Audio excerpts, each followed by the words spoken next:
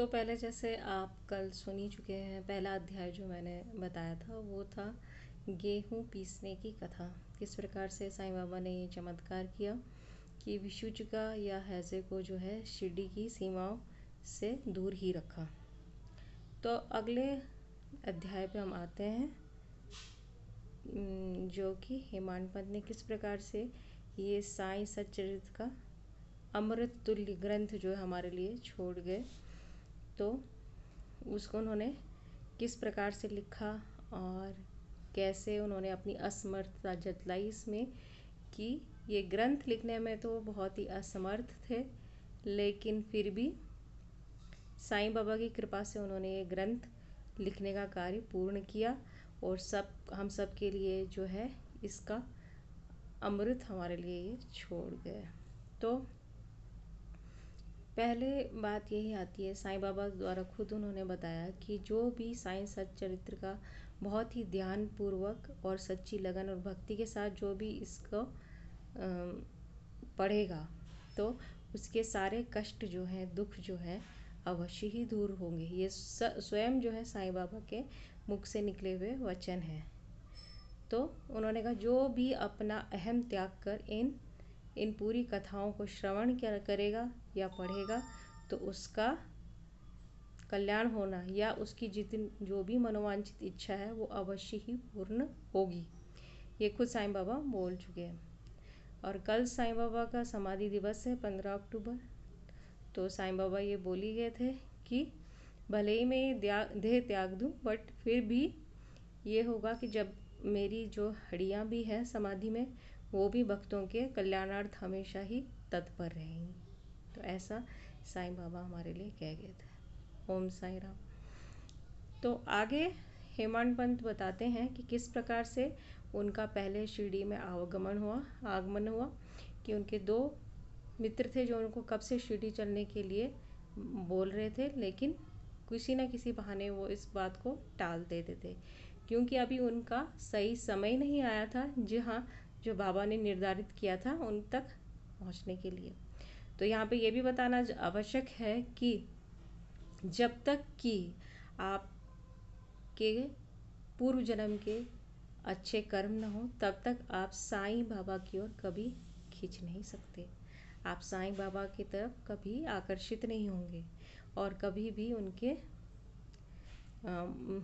शिरडी जाने का नहीं सोचेंगे या फिर ये ग्रंथ पढ़ने का नहीं सोचेंगे। और जब आपके कर्म जो हैं अच्छे, पूर्व जन्म के कर्म अच्छे होंगे तो आप अवश्य ही इस ग्रंथ को पढ़ने के लिए प्रेरित होंगे, बार बार प्रेरित होंगे, बार बार पढ़ेंगे और अवश्य ही आपका कल्याण होगा। तो आगे ये बताया जाता है कि किस प्रकार से उनका बाबा से परिचय हुआ, किस प्रकार से उन्होंने उनको हेमाडपंत की उपाधि दी, जो कि बाद में सही हुई क्योंकि वो तो जानते ही नहीं थे कि वो थे मनुष्य जिनका चयन बाबा ने किया था स्वयं ये ग्रंथ लिखने के लिए। तो वो खुद बताते हैं माधवराव को, जो कि उनके बहुत ही अंतरंग भक्तों में से एक थे बाबा के, कि मैं तो साहस ही नहीं कर सकता ये सब लिखने का, साईं बाबा की जीवनी तो मैं कैसे लिखूं। तो ये सब बातें वो जाकर माधवराव जो है साईं बाबा को बताते हैं कि वो तो कह रहे हैं कि मैं आपकी जीवनी लिख ही नहीं पाऊँगा। तो साईं बाबा बोलते हैं कि मैं खुद उसके अंदर आकर अपनी जीवनी को स्वयं लिखूँगा जगत कल्याणार्थ, और जो भी इस जीवनी को पढ़ेगा उसके सब दुखों का नाश होगा और उसको मनोवांछित फल की प्राप्ति अवश्य होगी। उसे अपना अहम त्यागना पड़ेगा। तो इस प्रकार तो आगे जब उनको बाबा से वो मिलते हैं तो बड़े उनको हर्ष और उल्लास का पारावार नहीं रहता हेमाडपंत जी का, यानी दाभोलकर जी का।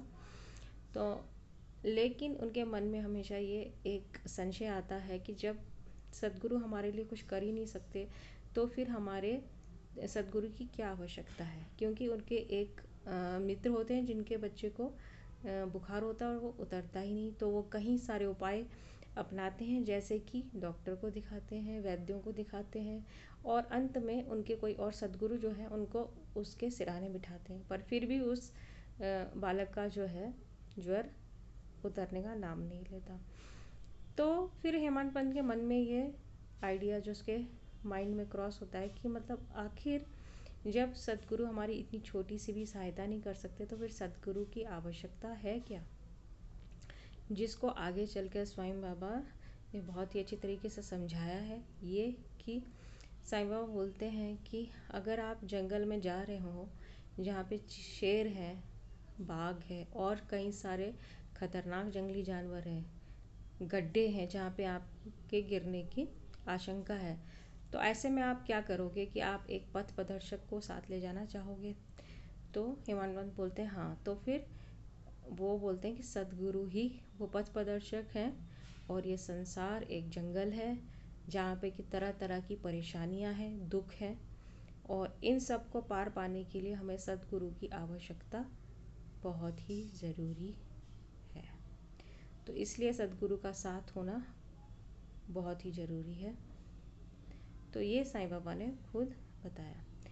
तो इसलिए अपना अहम त्याग के जो भी इन कथाओं का श्रवण या जो भी पठन करेगा तो उसको अवश्य ही उसका कल्याण होना जो है निश्चित ही है। तो आपको ये चैनल सही लगा हो तो इसको प्लीज़ लाइक, शेयर और सब्सक्राइब अवश्य कीजिए।